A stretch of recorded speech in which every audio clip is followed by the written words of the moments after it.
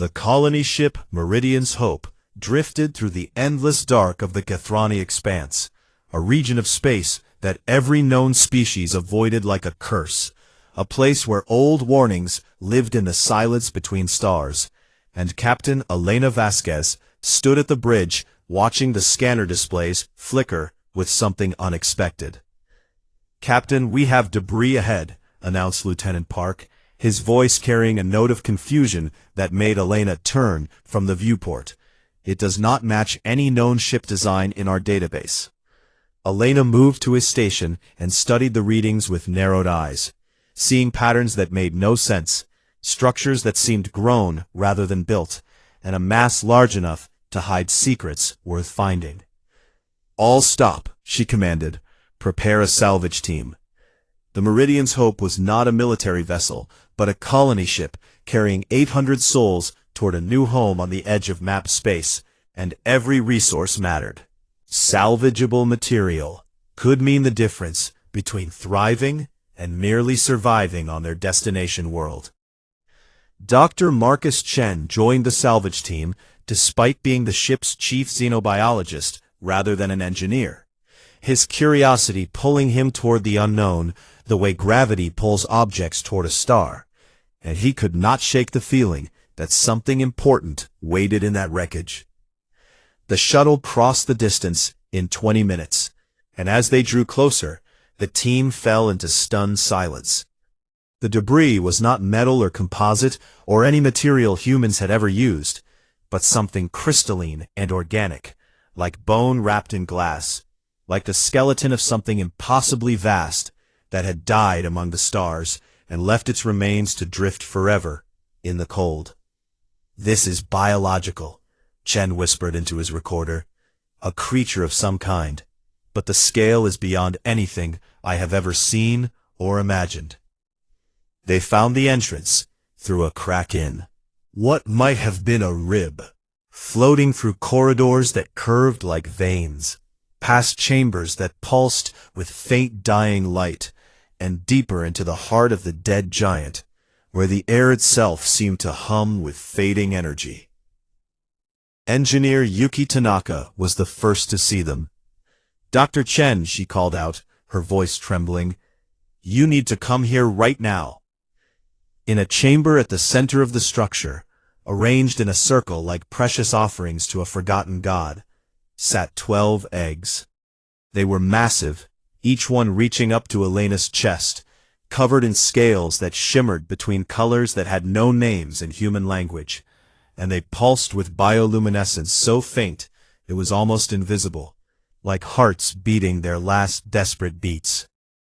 Chen ran his scanner over the nearest egg, and felt his own heart stop for a moment when he read the results. "They are alive," he said, "but barely, and the internal temperature is dropping fast, maybe 2 hours. Before complete cellular death, maybe less."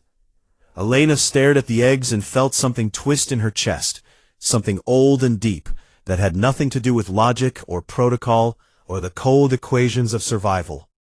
"Can we save them?" she asked. "If we get them back to the ship immediately and rig some kind of incubation system," Chen replied. "But Captain, we have no idea what these creatures are or what they might become." "They are children," Elena said simply, "and they are dying alone in the dark." The next 6 hours became a blur of desperate work as the crew of the Meridian's Hope transformed themselves into something they had never trained to be. Engineers becoming impromptu incubator designers, cooks calculating nutrient solutions based on Chen's chemical analysis of the egg interiors, and pilots rerouting engine heat through makeshift warming chambers. The ship's AI, a logical system named Aria, advised strongly against the next action. Operation Captain Vasquez, the risk assessment indicates a 73% probability that this action will endanger the mission, Aria stated. Unknown biological entities represent an unacceptable variable. Noted and overruled, Elena replied without hesitation. They lost 3 eggs despite everything they tried, and each failure hit the crew like a personal wound, like losing a child they had never met but already loved. and they held small ceremonies in the cargo bay where they spoke words of farewell to lives that would never begin. But 9 eggs survived. On the 7th day, the first egg cracked. Chen was there when it happened, running on coffee and hope and stubborn refusal to sleep. And he watched in wonder as a small head pushed through the shell, covered in scales the color of deep space, with eyes like captured stars that blinked in the harsh light of the cargo bay. The creature made a sound, a small mewling cry that somehow contained frequencies beyond human hearing, but could still be felt in the bones. And it looked directly at Chen with an intelligence that made him forget to breathe. Over the next 3 days, 8 more eggs hatched, and each creature that emerged was slightly different in color, but identical in one impossible trait. Wings folded against bodies that radiated heat, claws that could scratch metal, and an unmistakable shape that matched images from the oldest legends of 1,000 worlds. "Void dragons," Chen said to Elena when they met in her quarters, his voice barely above a whisper, as if speaking louder might make it more real. "They are void dragons." Elena had grown up on a colony world where children learned the old stories around fires under alien stars. Tales of creatures that had ruled the galaxy before the rise of the current civilizations. Beings that had devoured empires and darkened suns before vanishing into myth 10,000 years ago. "Were extinct," she said. "Everyone did," Chen replied. "The Galactic Concord has standing orders about them. Kill on sight without exception. And if anyone finds out what we have here—" "Then no one finds out," Elena interrupted. "We change course, we find somewhere remote, and we raise them. Captain, these are the most dangerous creatures the galaxy has ever known." "Right now they are babies, crying for warmth and food," Elena said, "and we are the only family they have." She walked to the cargo bay, where the hatchlings huddled together in their improvised nest, 9 small dragons, no bigger than large dogs, making soft sounds of confusion and need. And when she approached, the largest one, scales shifting between violet and black, lifted its head and looked at her with eyes full of something that might have been hope. Elena knelt beside the nest and let the creature sniff her hand, feeling the heat of its breath and the rapid flutter of its heartbeat. And when it pressed its head against her palm, like a cat seeking comfort, she made a decision that would change the galaxy forever.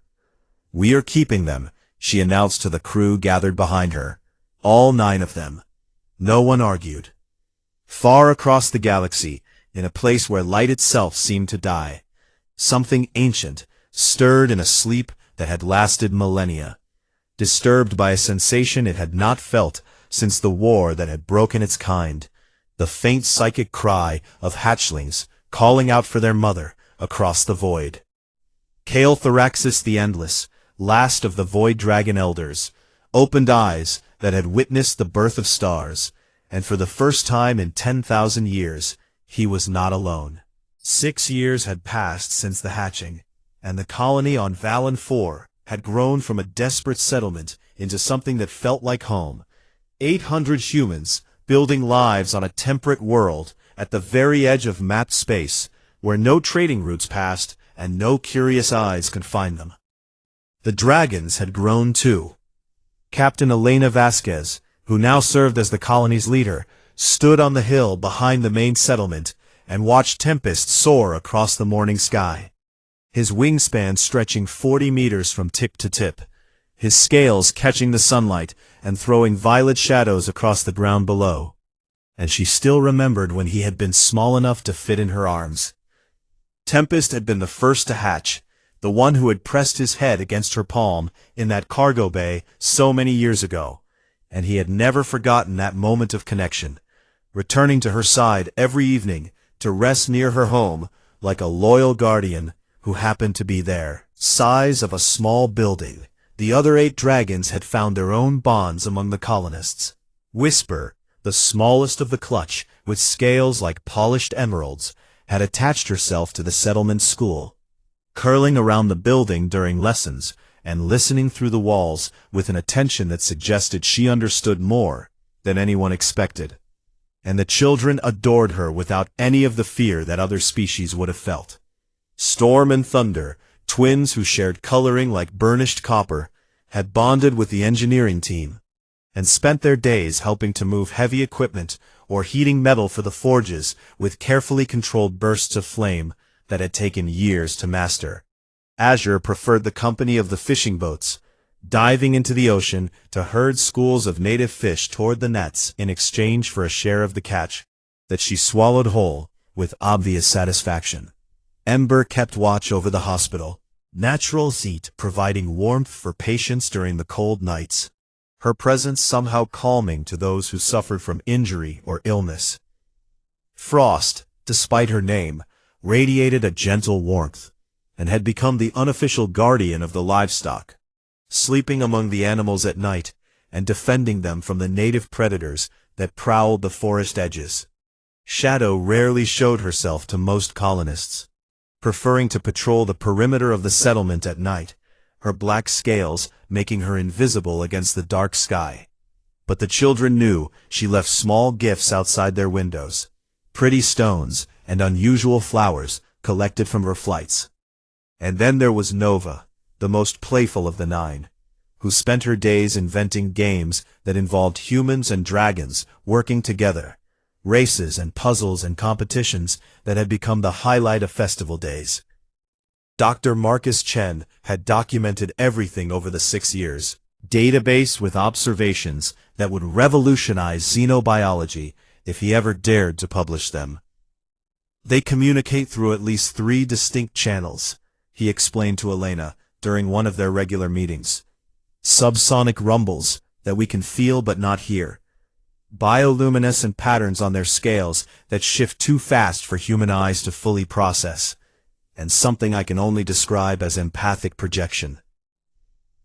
You mean they can read emotions? Elena asked. More than that, Shen replied with the excitement he always showed when discussing his research. They can share emotions, and I believe with practice they might be able to share thoughts as well, and Tempest has already learned over 300 human words. Elena nodded, unsurprised by the revelation because she had felt Tempest's emotions herself, the warm pulse of contentment when he rested beside her home, the sharp spike of concern when she walked too close to the cliff edge, the deep rumble of something like love that needed no translation. The colony had built itself around the dragons rather than trying to contain them, with wide streets that could accommodate their passage, reinforced perches on the taller buildings where they could rest and observe, and a central plaza where humans and dragons gathered during the evenings to share the day's stories. It was not always easy. The dragons ate enormous amounts of food, and the colony had needed to establish hunting grounds far from the settlement where Storm and Thunder could take down the large native herbivores that satisfied their appetites. And there had been accidents in the early years when young dragons had not yet learned to control their strength or their fire. But the colonists had adapted with the stubborn flexibility that defined humanity, and the dragons had learned with an intelligence that exceeded every expectation. And together they had created something that no other species in Galaxy had ever achieved.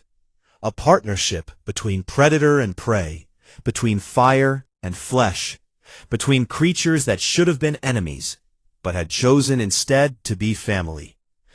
We cannot hide forever, Elena said one evening as she sat with Chen watching the dragons play in the fading light, Tempest diving through clouds while Nova chased him with excited roars. Traitors talk, signals leak, and eventually someone will find us. I know, Chen replied. I have been preparing documentation, evidence that void dragons are not the mindless destroyers that history claims, proof that coexistence is possible. Will anyone believe it? Probably not, Chen admitted. Fear is easier than understanding, and the galaxy has 10,000 years of stories about dragons burning civilizations to ash. Elena watched Whisper emerge from the schoolhouse with 3 children riding on her back, their laughter carrying across the settlement, and she felt the familiar mix of joy and dread that had become her constant companion. They had built something beautiful here, something unprecedented, but it existed in a bubble of secrecy that could pop at any moment. What she did not know, what no one in the colony could have known, was that their secret had already been found.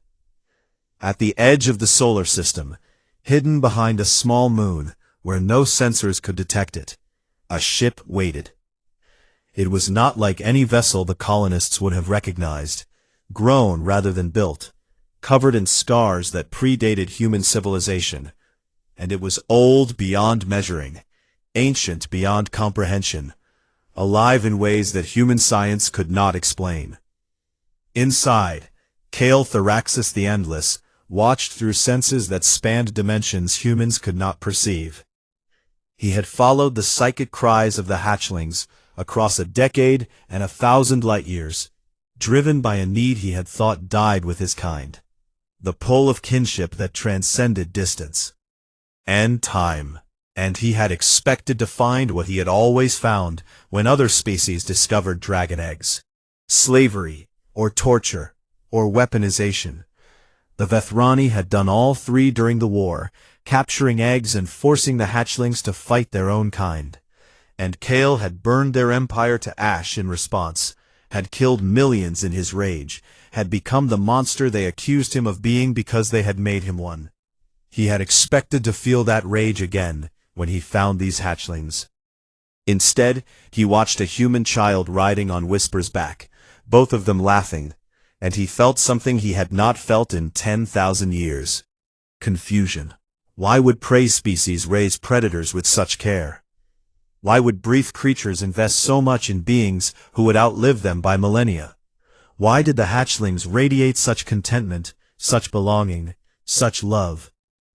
Kale Thoraxis did not understand, and for a being who had witnessed the birth of hatchlings and death of civilizations, who had seen every variation of cruelty and kindness the galaxy could produce, that lack of understanding was more disturbing than any threat.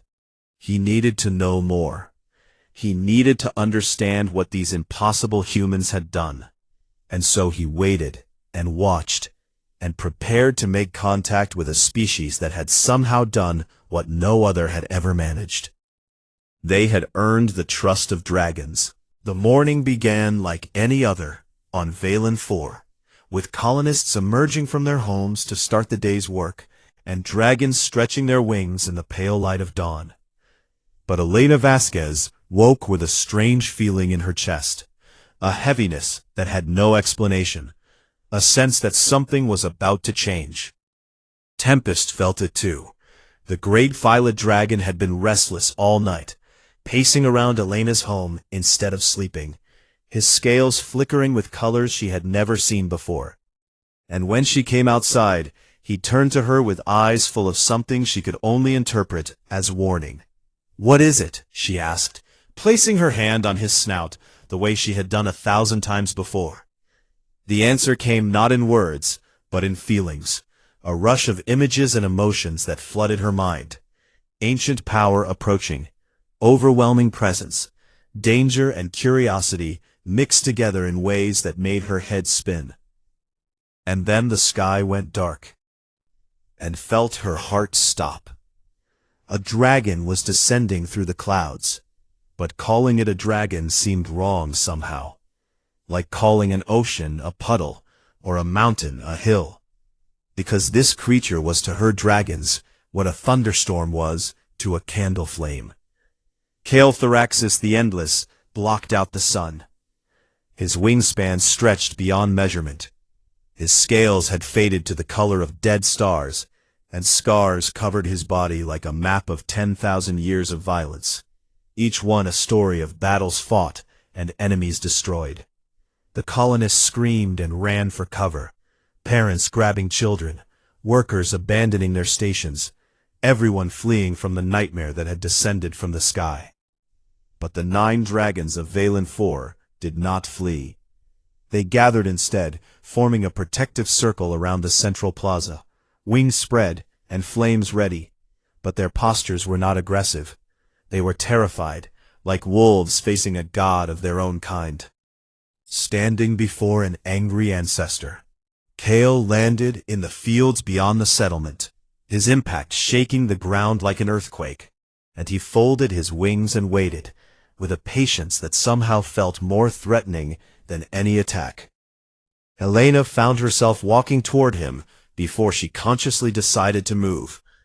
"Captain!" Chen shouted from somewhere behind her. "Helena, stop!" She did not stop. The colonists watched in horror as their leader, this ordinary human woman who had guided them across the stars, walked alone across the field toward a creature that could destroy their entire settlement with a single breath. And they did not understand the calm certainty in her stride.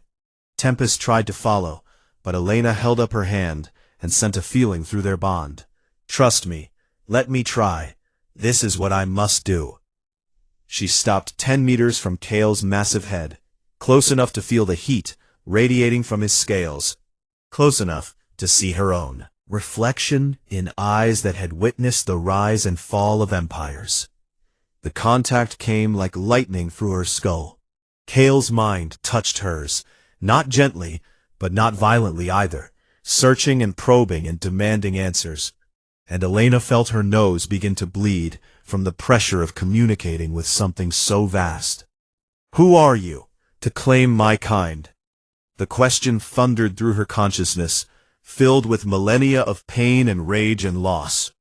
"I am no one important," Helena answered aloud, her voice steady, despite the blood running down her lip. "Just a human who found some eggs in the dark." "Why did you save them?" "Because they were dying." "That is not an answer." Kale pressed harder, and Helena felt her vision blur from the strain. "Species do not save other species without purpose, without gain, without desire for power. What did you want from them?" "Nothing," Helena said. "We wanted nothing from them except for them to live. XL. Truth," she countered, and she opened her mind to him fully, letting him see everything. The moment of discovery in the crystalline wreckage, the desperate work to save the eggs, the grief when 3 were lost, the joy when 9 hatched, 6 years of learning and growing and loving together. She showed him children riding on Whisper's back. She showed him Tempest flying through a lightning storm to save a crashed pilot. She showed him Storm and Thunder working alongside human engineers, Ember warming the sick, Frost guarding the animals, Shadow leaving gifts for sleeping children. She showed him Nova's games and Azure's fishing, and the way the whole colony gathered in the evenings to share stories under stars that felt like home. And she showed him love, simple and stubborn and unconditional, the same love humans showed to their children, and their pets, and their friends, and even their enemies sometimes. The irrational, overwhelming love that made humans do impossible things. Kale withdrew from her mind so suddenly that Helena staggered and nearly fell. For a long moment, the ancient dragon simply stared at her with an expression she could not read. "I have lived 10,000 years, he finally said, his mental voice quieter now, almost uncertain. "I have seen every cruelty the galaxy can produce. I have watched species use my kind as weapons and slaves. I have burned civilizations to ash in response." He lowered his head until his eye was level with Elena's face. "I expected to find the same here." "And what did you find instead?" Helena asked. "Your truth makes no sense," Kale replied. "You are prey species, soft and brief. Your lives are sparks against the dark. Why would you sacrifice for beings who will outlive you by millennia?" Helena wiped the blood from her nose and smiled despite everything. "Because that is what parents do," she said. "We give everything for our children, even knowing we will not see all they become. We love without expectation of return. We protect without guarantee of safety. And it does not matter if they share our blood, or our species, or our lifespan." "They were alone," she continued. "They were dying, and we could help, and so we did, and everything that came after was just continuing that choice." Kale was silent for a very long time. Finally, he spoke again, and his voice carried something Elena had not heard before, something that might have been wonder. "I will take them with me," he decided. "They belong with their own kind, where they can learn what they truly are, where they can be safe from a galaxy that fears them." "You will have to ask them," Elena replied. "We do not make decisions for our children." She turned and walked back toward the settlement, feeling Kale's confusion follow her like a wave of heat. And she stopped beside Tempest and placed her hand on his snout. "Go with him," she said, speaking aloud for the benefit of the watching colonists. "All 9 of you, to live with your own kind, to be safe." Tempest's response came through their bond, clear and immediate and absolute. "No." The other 8 dragons echoed the feeling, a chorus of refusal that resonated through the air, and Kale felt every word of it. "We choose to stay," Whisper added, her mental voice soft but certain. "This is our home," Storm and Thunder declared together. "These are our people," the others agreed. Kale Thoraxis, who had not felt true surprise in 6,000 years, went completely silent. He had given them a choice, expecting them to choose their own species, their own kind, the natural order of things. Instead, they chose the soft, brief, impossible humans who had loved them without reason or expectation. And for the first time in millennia, the ancient dragon did not know what to do next. 3 days after Kale's arrival, the sky filled with ships. Elena stood on the hill behind the settlement and counted them as they emerged from faster-than-light travel, one after another, until 40 warships hung in orbit above Valen 4, like a crown of steel and fire. The Galactic Concord had found them. "Someone talked," Chen said beside her, his voice flat with resignation. "A traitor must have caught a glimpse, or a signal leaked, or—" "It does not matter how," Elena interrupted. "What matters is what we do now." The communication came minutes later, broadcast on all frequencies, impossible to ignore. "Attention human colony on Valen 4, the voice announced, cold and precise and utterly without mercy. "This is Admiral Cyrith of the Vethrani Remnant, commanding the Galactic Concord peacekeeping fleet. You are harboring illegal xenobiological entities, classified as extinction-level threats." A pause, heavy with implication. "Surrender the Void Dragons immediately for termination, or your colony will be considered a hostile entity and dealt with accordingly. You have 6 hours to comply." The colonists gathered in the central plaza, 800 humans facing the impossible choice between survival and betrayal, and the 9 dragons gathered with them, their massive forms somehow seeming smaller than usual, their eyes reflecting fear they had never shown before. "We could run," suggested one of the engineers. "Take the dragons and scatter, hide somewhere even more remote." "There is nowhere to hide from the entire Concord," another replied. "They would hunt us across the galaxy." "Then we fight," said a young woman named Sarah, her jaw set with determination. "We did not raise them just to hand them over for slaughter." "We cannot fight 40 warships," Chen pointed out. "We have no weapons, no defenses, nothing that could even scratch their hulls." "Dragons," Sarah countered. 9 young dragons against a fleet designed to destroy exactly that," Chen said sadly. "The Concord has been preparing for this possibility for 10,000 years." The debate continued, voices rising and falling, fear and anger and love mixing together in a storm of emotion. And through it all, the dragons remained silent, pressing close to their human families, sharing comfort through bonds that words could not express. Elena listened, but did not speak, her mind working through possibilities, and finding none that led to survival. And then Kale Thoraxis rose from where he had been resting at the edge of the settlement.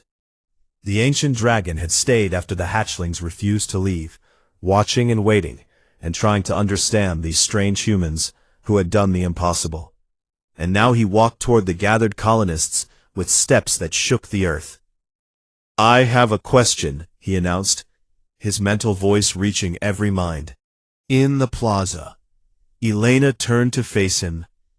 "Ask, why do you stay?" "I do not understand." "You could surrender them," Kale explained. "You could save your own lives by giving up creatures that are not your species, not your blood, not your kind. The logical choice is obvious." "Logic is not the only way to make choices," Elena replied. "The Concord will destroy you. Then they will destroy us." Kale stared at her for a long moment, then swept his gaze across the gathered colonists, seeing humans of all ages standing with dragons they had raised from eggs. Farmers and engineers and teachers and children, none of them moving toward the communication station to accept the Concord's terms. He asked again, and this time the question carried something deeper, a desperate need to understand. "Because they are ours," said Sarah, stepping forward, with her hand resting on Nova's scales. "Because we chose them, and they chose us, and nothing the Concord can do will change that. Because love does not calculate odds," added Jen. "It simply is. Because some things matter more than survival," finished Elena. "And if we abandon our family to save ourselves, then the people we become are not worth saving." Hail Thoraxis the Endless, who had burned empires and shattered fleets and killed millions in his long existence, felt something shift inside him. He remembered the war, the Vethrani capturing dragon eggs, the hatchlings forced to fight their own kind, the rage that had consumed him, the destruction he had caused in response. He remembered 10,000 years of solitude, believing his kind were gone, believing he was the last, believing that the galaxy deserved only his contempt. He remembered watching these humans, so small and brief and fragile, choosing to die rather than betray creatures they had no biological reason to love. And he made a decision. "Very well," he said, and something in his voice made even the dragons look up in surprise. "If you will not abandon them, then neither will I." He spread his wings, blocking out the stars. "These humans are under my protection," he declared. "These hatchlings are my kin. Let the Concord come." The colonists armed themselves with whatever they could find, tools and farming equipment, and a handful of old hunting rifles that would be useless against armored soldiers. But they armed themselves anyway, because surrender was not something they knew how to do. The dragons took positions around the settlement, young and terrified, but refusing to flee, their flames ready, their claws sharp, their hearts full of the courage their human families had taught them. And Kale Thoraxis rose into the sky to meet the Concord fleet. Admiral Sirith watched the ancient dragon approach and felt fear she had never known, because the records spoke of this creature, the destroyer of the Kethrani hegemony, the burner of Ashkar, the nightmare that had haunted her species for 10,000 years. "All ships, weapons ready," she commanded, but her voice trembled. Kale stopped between the fleet and the planet, massive and ancient and terrible, and his message reached every ship, every mind, every frightened soldier who had signed up to fight monsters, and now faced one beyond imagining. "Hear me," he thundered. "I am Kale Thoraxis. I am the last of the elders. I am the one your ancestors feared and your children will fear, and I tell you now that this world is mine." He let that sink in. "You will leave," he continued, "or I will remind the galaxy why your species once prayed for darkness to hide them from my kind." Standoff lasted 9 hours. Neither side attacked, neither side retreated, the tension building until it felt like the very stars might crack from the pressure. And then Elena did something unexpected. She walked to the colony's communication station and broadcast a message on every frequency, open and unencrypted, to every ship and every planet that could receive it. "My name is Elena Vasquez," she said. "6 years ago, My ship found dragon eggs drifting in the wreckage of something ancient, and we saved them, we raised them, we loved them, and they loved us back. She took a breath. I am sending you everything. Our records, our research, 6 years of evidence that void dragons are not monsters. They are intelligent, emotional, capable of bonds that transcend species, capable of choosing peace over violence. The Concord tells you to fear them, she continued, and I am asking you to be braver than your fear. I am asking you to consider that. Everything you thought you knew might be wrong. Look at the data, look at the evidence, and decide for yourselves what kind of galaxy you want to live in. Silence. Then, one by one, ships began to break formation. 12 left, then 20, then 30. Captains and crews who had looked at Alina's evidence and made their own choice, who refused to be part of a slaughter that served only ancient hatred. Admiral Cyrith was left with 6 ships, crewed by those who would rather die than accept peace. She ordered the attack. What followed lasted 11 seconds. Kale moved like lightning given form, and the 9 young dragons followed their elder's lead, and the ships that fired on innocence learned why the galaxy had once trembled at the shadow of wings. When it was over, Admiral Cyrith's flagship drifted in pieces, and the remaining Concord loyalists were given a choice: leave or join their commander. They left. Valen 4, 800 humans, looked up at 10 dragons descending through the clouds, and they knew that nothing would ever be the same. 50 years had passed since the day the Concord fleet retreated from Valen 4. 50 years since Elena Vasquez broadcast her message to the galaxy. 50 years since 10 dragons had defended their human family against an empire that wanted them dead. The galaxy had changed. The Valen Accords, signed 5 years after the confrontation, had rewritten the laws that governed interactions between species, replacing fear with understanding, replacing kill-on-sight orders with protocols for communication and cooperation. And at the center of it all stood the unprecedented alliance between humans and void dragons. Other species had tried to replicate what the colonists had achieved, seeking out rumored dragon eggs in the far reaches of space, attempting to form bonds with the ancient creatures, but most failed. Their efforts too calculated, their motivations too transparent, their capacity for unconditional love too limited. But humans succeeded. Again.